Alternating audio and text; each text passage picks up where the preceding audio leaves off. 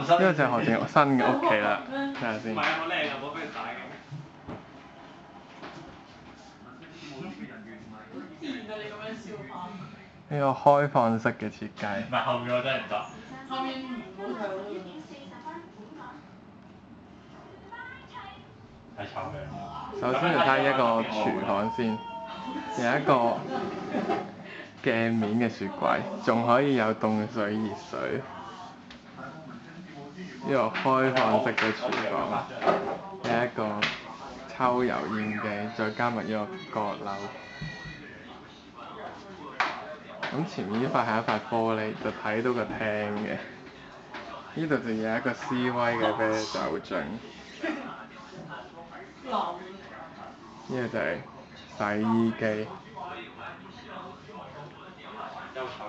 跟住咧就睇下何志賢屋企嘅睡房。咁呢一道門咧就係何志賢媽咪嘅睡房啦。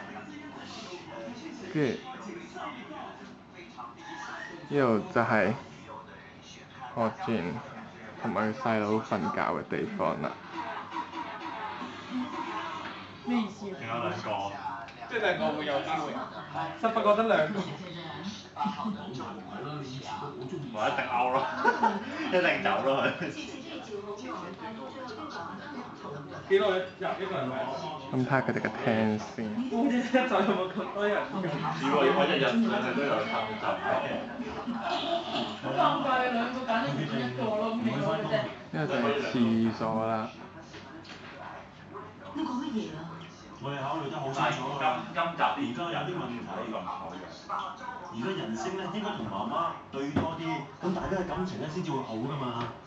人聲仲咁細，而家最重要嘅就係令到佢感受到母愛。做媽媽嘅唔應該為咗賺錢，唔理個仔抌低俾人湊㗎嘛。唔好咁啦。我講緊嘢，你咪插嘴啦。